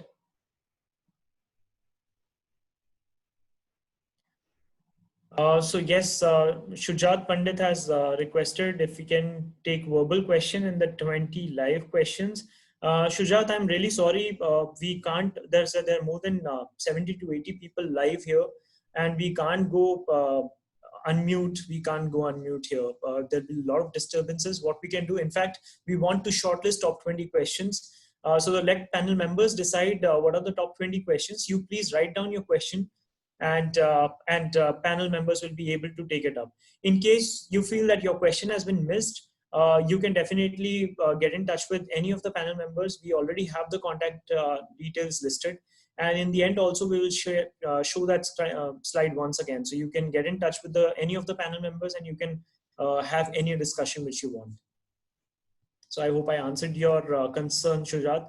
And for rest of all people who are interested in participating in this quick game, please see that the link is already there, and I'll go ahead and share it once again with all of you.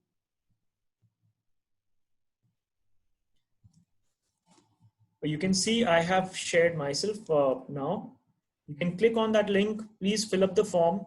It's a very quick form. You need to give your details, and then you need to give the details of 3 people whom you feel that these people can get benefited from a session on ESR, or these people could get benefited from a software, or they probably are looking for a right software and they are not using the right software. You can please recommend them to us. We can definitely try to reach out to them, help them with both of their concerns, ESR related as well and the software related as well. And why we are also talking about Tally here in this case is because Tally as a product is already ensuring that whatever regulations come in the region, we try to bring in that in the product itself. And if you still feel that something is missing, then we always have our partners who can help you with the customizations. So it's a highly flexible solution. So I'm sure this will be a great value add for people you know. Okay, so we continue we continue waiting for another 5 minutes so that people you all have filled up the survey, and please you can mention, you can quickly say if you've done the survey. You can just say yes, finished, completed, anything, just write so we know that yes, you're done with the survey. Chitra is done, Shabir is done, Naeem is done, Sava, very good, excellent. So we have some 5-6 people already.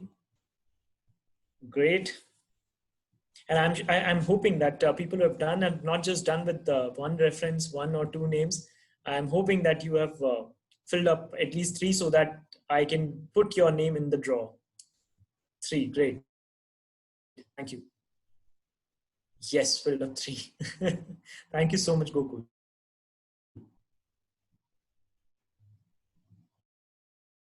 And I now proceed. I'll say that my team at the back end will take some time to consolidate the results, and we will take this time to go back to the panel members for the top 20 questions.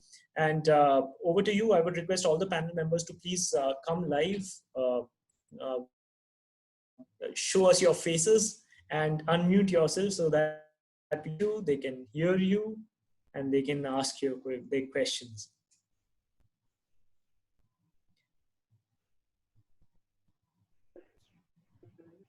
Okay, Samir, you have been unmuted. Now, next we need to. Okay, so how are we going to take it up, Samir?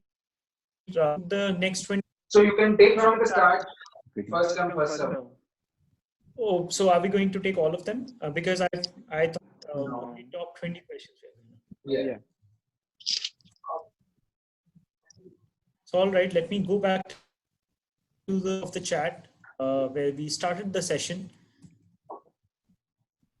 So the first question which I see came at quite early from Gokul Radhakrishna. Good afternoon. Business of tire trading.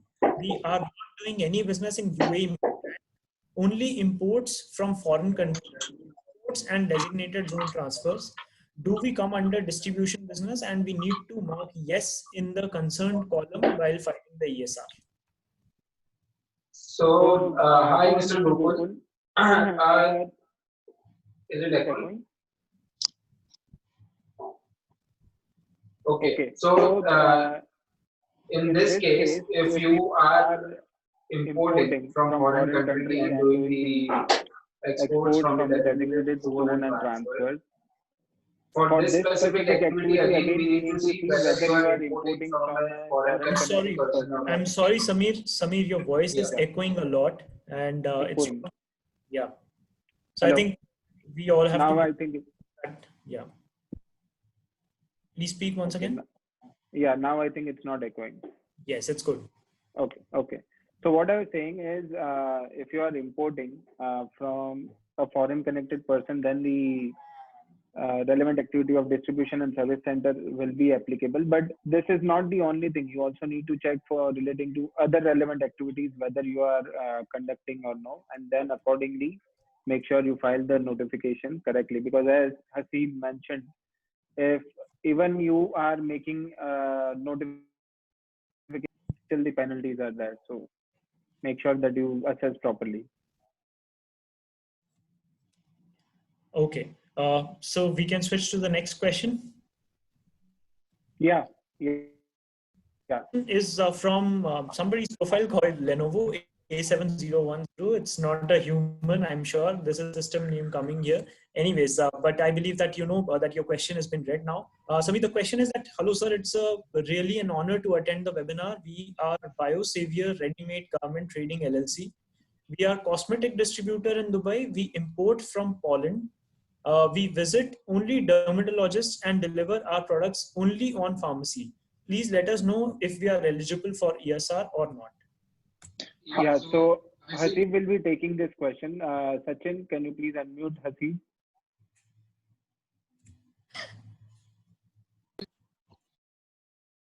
Hi, Priyesh. Priyesh, regarding this question, if we have a branch, can you please like repeat the question again? So Sure. So the question says that we are BioSavior Ready-Made Garments Trading LLC. We are cosmetic distributors in Dubai. We import from Poland. We visit only dermatologists and deliver our product only on. Please let us know we are eligible for ESR or not. Well, Priyesh, yes, ESR would be applicable. Like by ESR applicability, I mean that the law is applicable to all of the licensees in UAE. Regarding the question that they are importing from foreign country, Poland, and distributing to pharmacies, we need to assess that that foreign companies are the related parties, or if they are like non-related parties. But whatever the case is there, the ESR regulations would be applicable, and they need to submit the notification to the relevant authority, and they need to get themselves assessed whether they are conducting any relevant activities, and how we would establish that. For that, we need to understand their business model, the influence, if there is any common control between the foreign companies and the UAE companies, then only we can establish that whether we are conducting any relevant activity or not. All All right. Thank you so much, Hasib. And I think we have answered your question, sir. I don't know your name, but from Biosavior Ready-Made Garments, we hope we have answered your question. The next question I have here is from Steek. I'm sorry, I've lost the track. Okay. Yeah. So the next question is from Satiq. Our business is a waste paper trading. Which category under ESR? Please explain. Yes, Priyesh, it's a very short question, but it's also an unclear question, a vague question. But anyways, if someone is trading in waste paper, then they need to check where are they importing from and where are they selling. If they are importing from a related party, and then they are selling it outside UAE, then ESR is certainly applicable. And if they are, let's work, purchasing from a related party outside UAE and selling in UAE, and even in that case, it is applicable. Okay. So yeah, the cases they need to check if there is any foreign connected person involved in these transactions or not. All right. Thank you so much. And I think, Satiq, we have answered your question. The next question is from Shabir.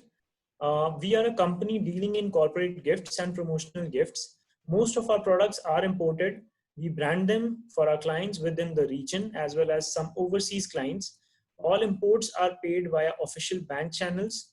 All exports are against payments received into our bank account in Dubai. ESR implies to us as well. What should be our next step?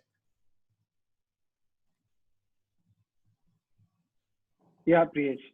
So in this case, again, first step, not next step, your first step should be to assess and study the economic substance regulation law, and then assess. In this particular transaction which you have given, Mr. Shabir, so we need to see how you are importing, from which parties you are importing, and how, again, whether you are reselling it, whether you are adding something to it, or manufacturing it. You are importing a raw material and manufacturing and then reselling. So we need to see what activity and what actual transaction you are doing, and then accordingly you might fall under distribution and service center business. And as we said, and we keep on repeating, is it applicable to you? ESR is applicable to everyone until you assess yourself and you find out that, okay, you are not conducting any relevant activity. Then this year it will not be applicable to you. But again, when you come next year, it will be 30th June 2021. Again, you will have to recheck your business, whether you have done certain transactions under the relevant activity. If yes, again, your is going to be continuous. So if somebody is feeling that, okay, this is the one time we have to do the notification, once it's not applicable, then next year we don't have to do it. No, it will be a yearly process. So it can change, and it will be applicable to everyone until you file the notification. If it's no, then it's not applicable for this year. I hope I have answered. Yes, that's been answered brilliantly, Samir, because the question was only for the present tense, but you have also answered for the future tense. And I think that will definitely help not just the person who has asked the question, but for everyone. Thank you so much. Thank you. The next question which I have here is Hamria Free Zone link available, please ESR notification. So I believe that they want to know for ESR notification, what's the link available for Hamria Free Zone? Hamria Free Zone, yes, there's a link available for Hamria Free Zone, which can be found on their website, Hamria Free Zone. And yes, I think this question is very simple. I would further add into this as well, that they need to file this notification to the Hamria Free Zone before the deadline, which is 30th June.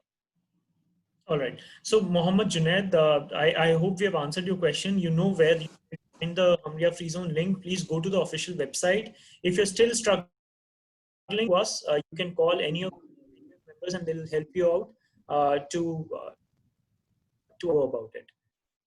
The next question I see is from Hasib. It is the company formed in DIFC after December 2019. Will it note?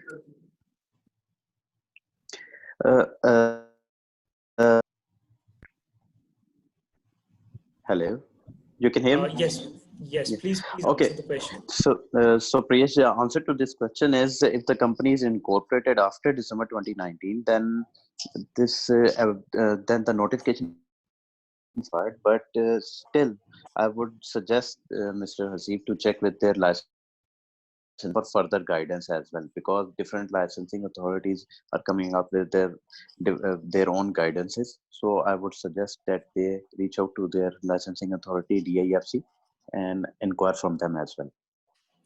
All right, great. So Hasib, I think you know now what to do next. And with this, we move to the next question from Shah Kinjal. The question is that, can you please guide us where we have to file ESR for LLC companies? For the LLC companies, it's on the Ministry of Economy website. They don't have to send an email. It's a Google form they have created, and there is a link uploaded on Ministry of Economy website. So every LLC mainland company registered companies should file the notification there on the Ministry of Economy website. All right, great. Thank you so much, Samir.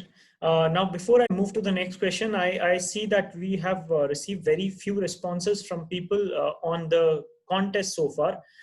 So I would again quickly request everyone to please, if somebody has missed my announcement about the contest, I'm just making one more time announcement that there's a contest that we are gonna announcing few winners in the end of the session.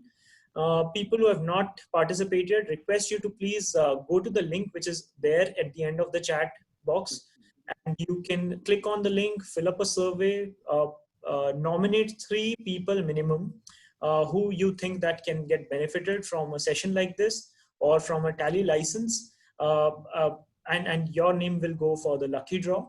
And trust me, the prizes are worth playing this game. So one more shout out to all of you to please participate in the contest. It's going to be fun. Regardless of what you're going to win, it's more about, are you going to win or not? With this, I'll come back to the question answers. And the next question, which is appearing on my screen, is from Gokul Radhakrishna. Gokul, thank you so much for structuring your question so well. So Gokul mentions that there are 2 companies. First is in Javza, incorporated on September 2019. And the second company is Raki's company, RAKZ company, incorporated on November 2019. Both companies involved in tires trading, which includes imports, export, and designated zone transfers also, not doing business in UAE mainland at all. Now they have 2 questions. The first question is that, do we need to file ESR, first of all? And the second question is that, under which category we fall under ESR? Priyesh, as to answer this question, Samir has already answered these questions in the seminar, that as far as notification is concerned, that should be filed with the relevant authority.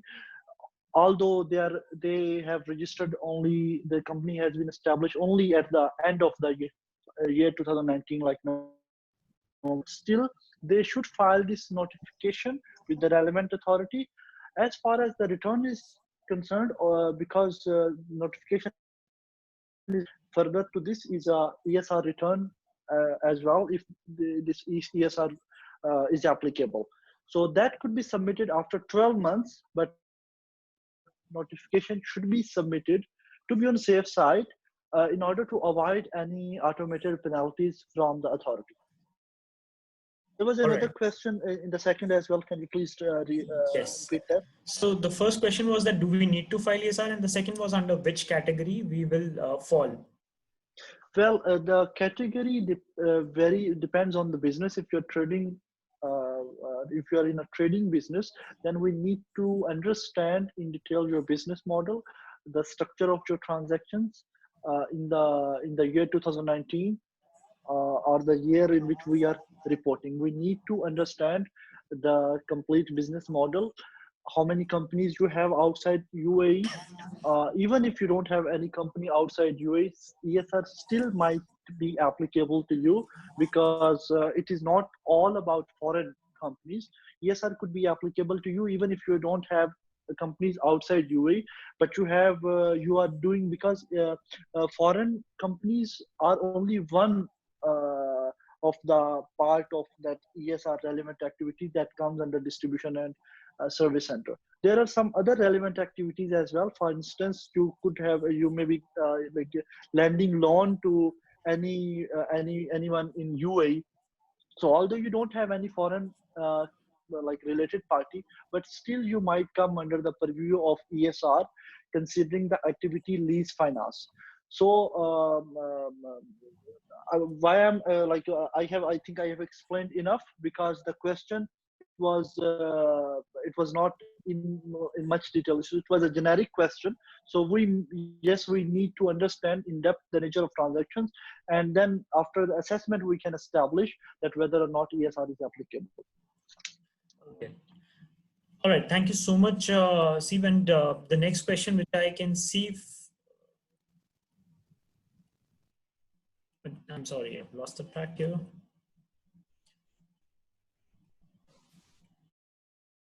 Question which I see here is from Chitra. What do you mean by foreign?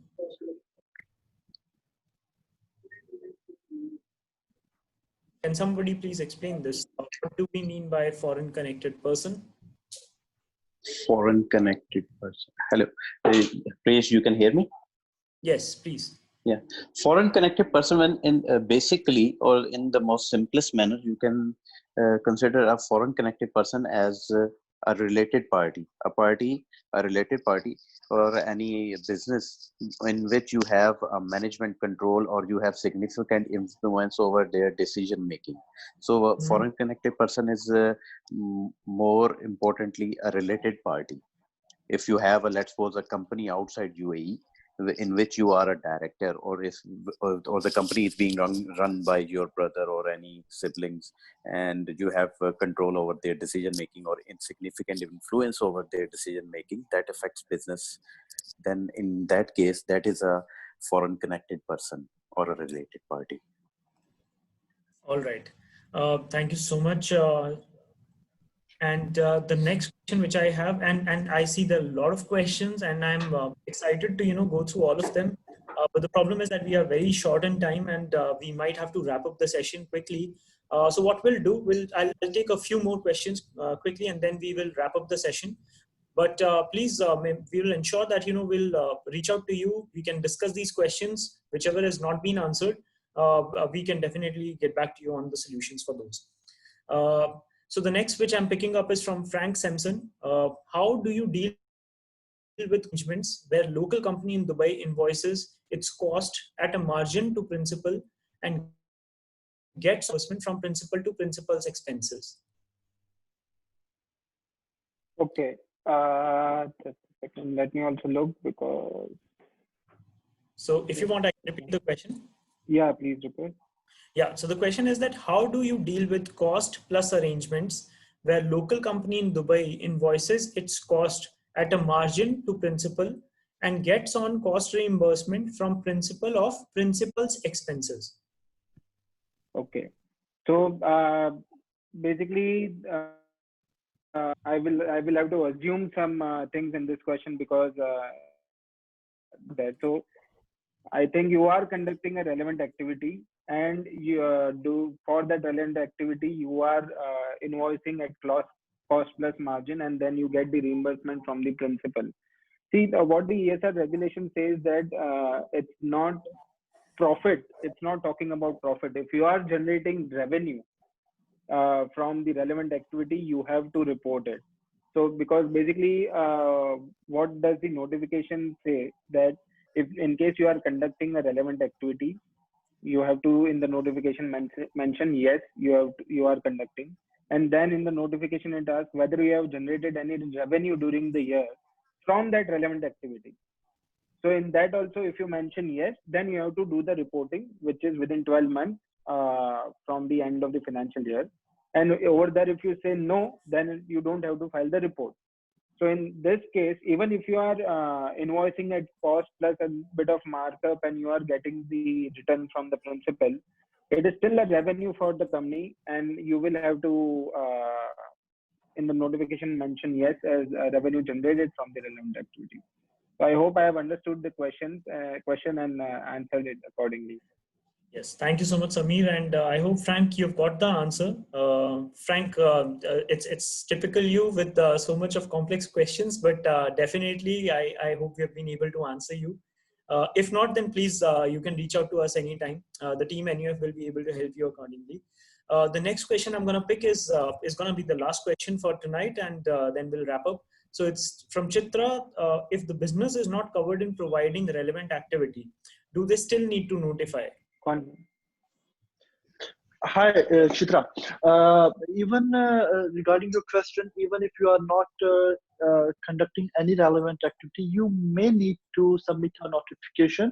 That varies from relevant authority to authority. Most the authorities, they require you to submit a notification even if you are not conducting a relevant activity. So to be on safer side, I would advise you to submit a notification if the authority allows you, because there is no harm in submitting a notification. So because the rules are changing over the period of time for mainland companies, the authorities has changed the form like 2 or 3 times in the past few weeks. First, they decided that okay, everybody has to submit it, like all the companies. Then decided no, only the relevant activities have to submit.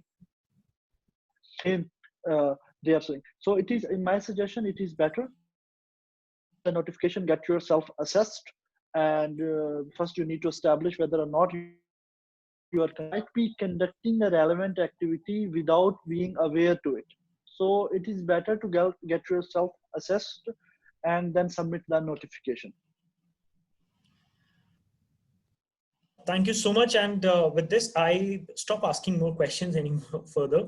But yes, I believe that, at the discreet of the panel members, I'm sure some of you would have gone through questions which I might not feel important at this point in time. I would want to open the dais for you. Please, if you feel that some question should have been answered right away, you can please unmute yourself and take up that special question. And answer that question, and then we can quickly go to the contest announcement, the result announcement for the lucky draw.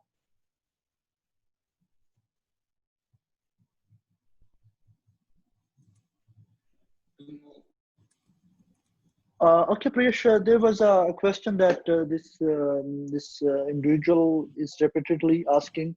That was a very basic question, and somebody asked, what is a foreign connected person?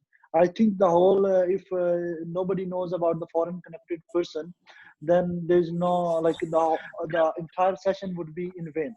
So the foreign connected person, I would like to throw a light on this terminology. Basically, the foreign connected person means that any company outside UAE where there's a common control, like for instance, a person, a director or a manager who has company in UAE, has influence over the company in UAE, then the same person has direct or indirect influence on any other company in any other country. And then if that person would be a connected person, like if we are doing any transaction in between, that would be a connected person. And because that is related to a foreign country, so that is why the terminology comes a foreign connected person. So I think by this it should be clear that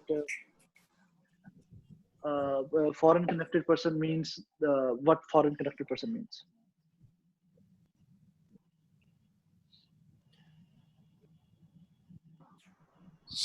Okay, Priyesh, I will take up one question here. The question was, if we are billing from a free zone, it is from Mr. Shujat. It says, if we are billing from a free zone company to a mainland company, is ESR applicable to us, considering that free zone company is considered as more of a foreign company?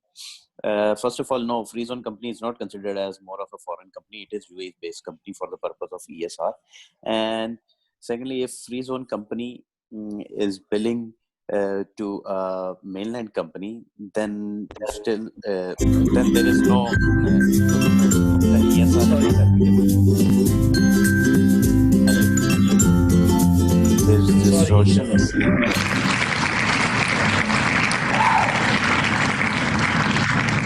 Sorry for the technical glitch. I'm sorry. You can please go ahead. Yeah. So as I was saying, if there is a sale from a free zone company to mainland company, then strictly speaking, ESR will not be applicable in that case scenario, because the economic substance is that of a UAE. It is not a foreign related economic substance. But if there are certain imports from a related party to this free zone company, and then this free zone company is selling to a mainland company, in that case, there's a possibility of ESR becoming applicable. Thank you. Thank you so much. And with this last question, I think we are ready to wrap up the session and the entire webinar series. Now, I think this is time for us that everyone has been waiting for, the lucky draw, the contest. And give me just 1 minute to consolidate all the names here so that you all can have a look at it and we all can see who wins.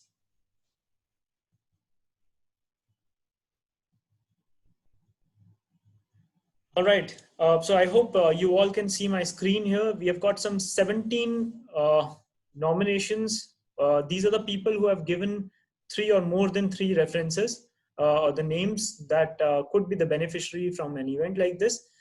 So without further delay, we are going to announce 2 lucky. And let me tell you what you're going to win first of all. So these 2 lucky winners will win 100 dirham worth noon gift voucher. And this will be announced right here, right now. These 2 people will be contacted shortly after this webinar, and we will let you know what are the steps to claim that reward. So here we go. Let's begin this wheel of names to see who wins the first one.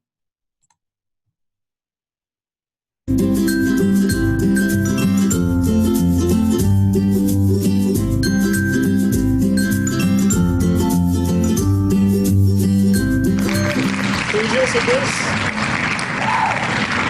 Congratulations, Tejas. You have been the first lucky winner of the night, and you will be contacted by Team NUF shortly after this. And the second lucky winner, let's keep the fingers crossed.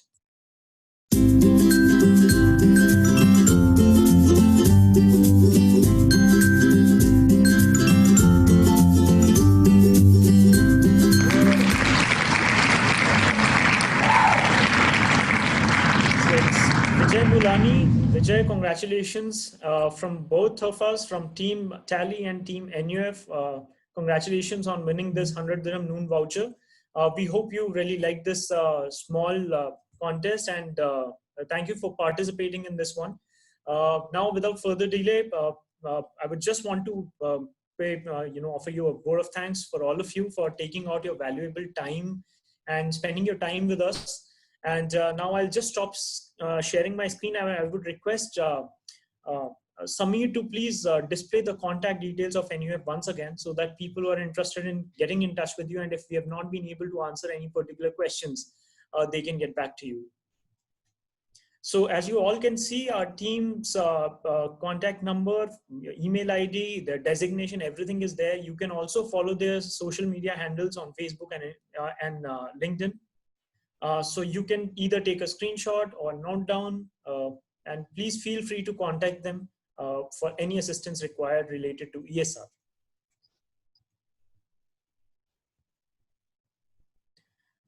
And now I hope that you have all enjoyed the session. You all have got some valued inputs from us.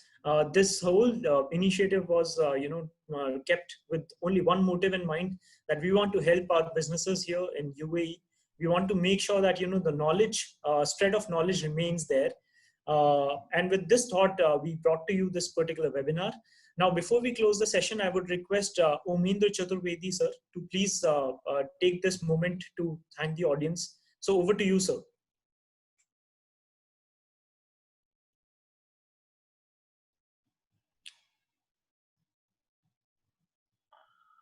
Thanks, Priyesh. Again, first of all, thank you, Tally, again, for who gave us the wonderful opportunity by organizing such wonderful event. and invite us to speak about ESR. To thank you for all for joining and taking part. As you know, without you, the all we would you like able to conduct like event like this. So thank you so much. This is our third webinar on ESR. We have done more than 200 events over the VAT and excise. Now, I want to say one more thing, Priyesh. People have confusion. They are saying we do not fall into this law. Yes, maybe your possibility you are not coming under this law. Suppose if you are coming, then what? Better if you are like maybe you are coming not main activity. If you are like doing the trading activity, but suppose you are coming on some other like activity like lease finance or intellectual property business, then so better my suggestion before taking any decision, anything, please take your advice for your auditor or your consultant. This is my advice. And last but not least, if we any help to you or any kind of you or any of your friend in order to sort out any query, please feel contact us. Thank you very much. Hello.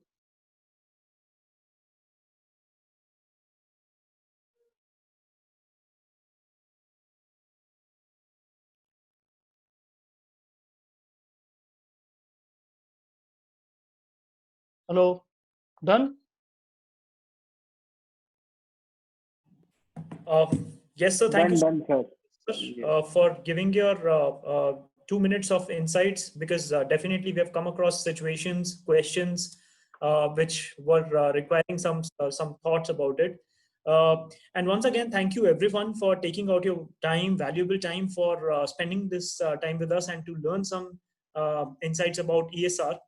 We hope this helps you in ensuring that you are complying with the regulations. So all the best, and we will always be there to support you, to back you up.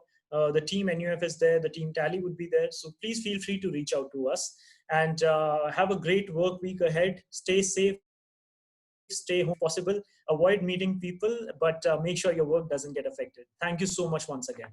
Bye-bye.